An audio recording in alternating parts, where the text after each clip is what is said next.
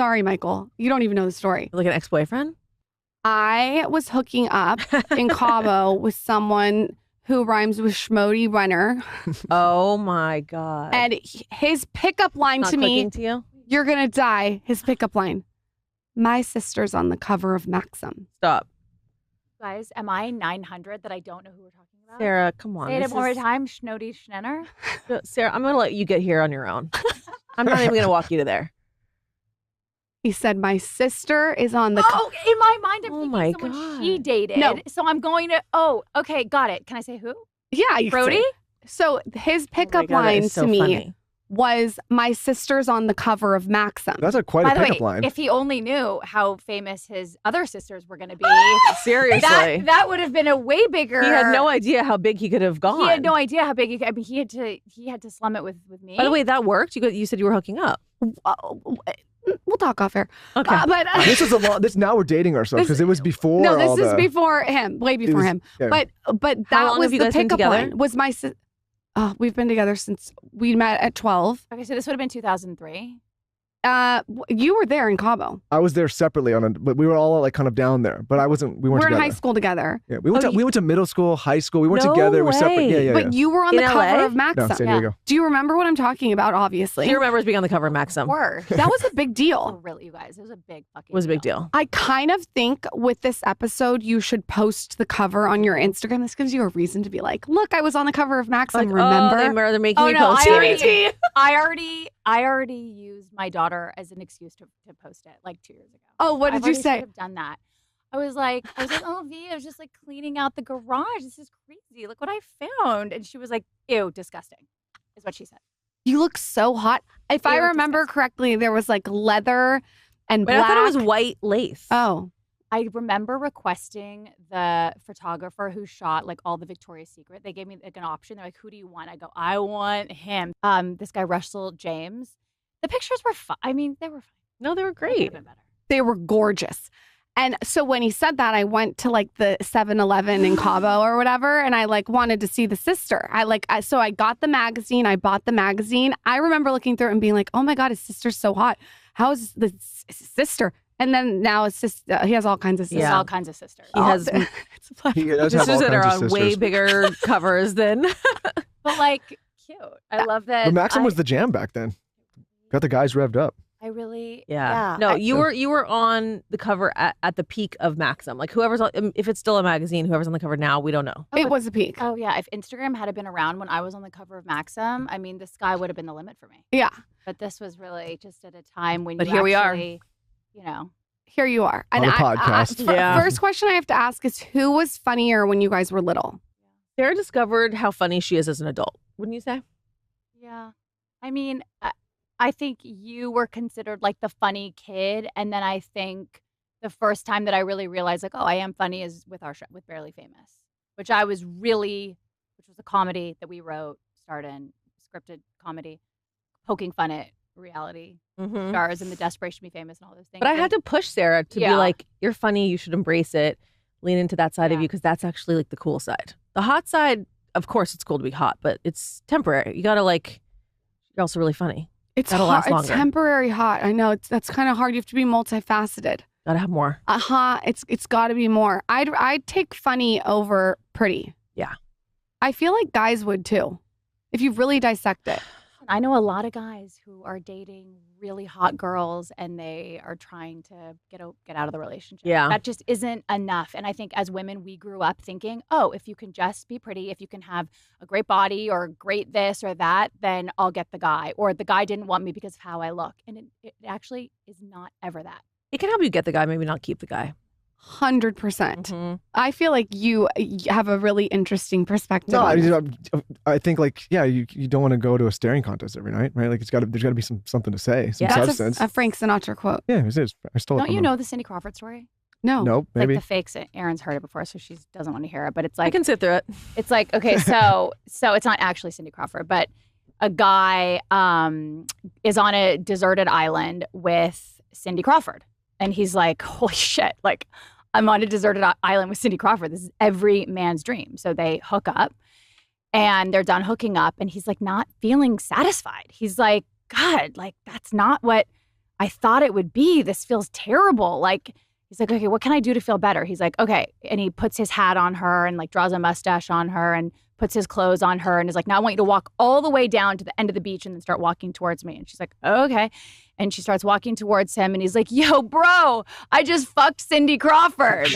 And it's like this thing, right? And again, this isn't actually Cindy Crawford, but she's the. And now it felt good for him. And then he was like, oh, that's the thing that was missing. It's like, it feels good to tell your bros or to tell, oh, I'm dating this person. Or when you actually peel back the layers, like, is it meaningful? Is it actually who you want to be with? Do you even like this person? It's so true. They just want to brag in the locker room. It's true. And I think that the people who are envious of another relationship, like a friend's relationship, it's not, oh, my friend who has like the hottest girlfriend or the hottest wife. It's like the one who actually likes his wife, wants to hang with his girlfriend. Totally. They laugh. He's not trying to escape her. He's not cheating on her every time she leaves town. I think it's like the guy who's actually happy, right? Yeah, no, like when You're the man in the room. No, Tell us. when my guy friends come Give to me the now and real ask opinion. about it's exactly what you're saying. Like they want the connection and they want the relationship. Like, they all run around and do their thing. They're a bunch of animals. But I think like when they get alone with their thoughts, some of them, they're sad if they don't have the connection. Like they want that thing.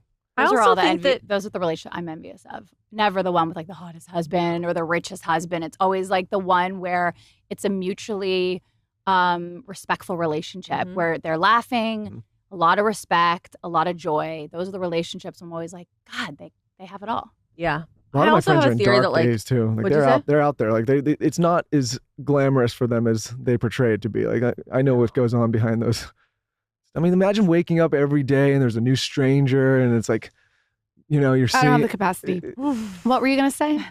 I was going to say, I have a theory that, there's a lot of like supermodels and like famous actresses who end up getting cheated on with someone who's not nearly as beautiful or successful. And I think that because men are such visual people, like women, we can be attracted to a guy for so many different reasons.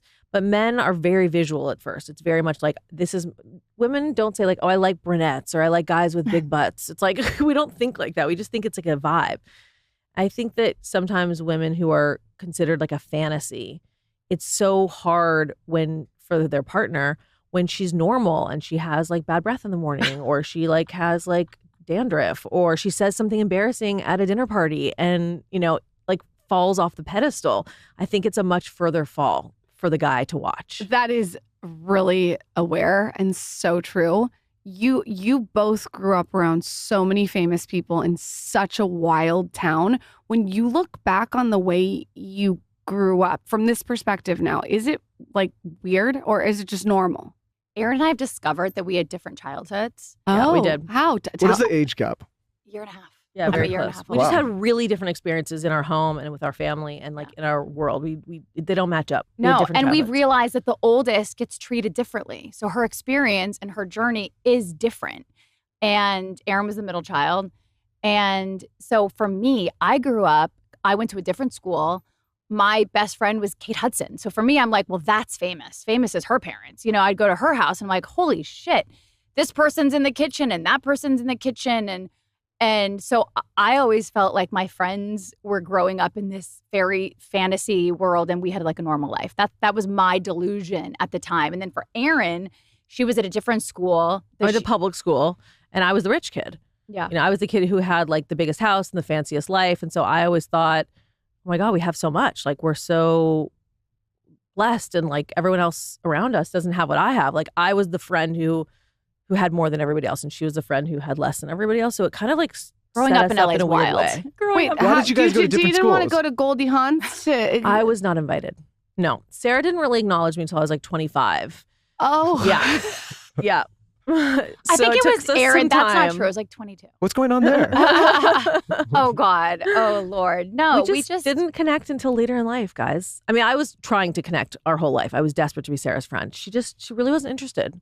You guys seem so simpatico though. No, we are. Yeah, but it's not a no, we are. I mean, that is true, what happened, but we are as adults now. I mean, it's a different relation. Do you have siblings? I have siblings. Did your relationship switch as adults from children or no? We got to do a whole nother That's Well, awesome. that's how I feel about siblings. Do you think it's unique to have that?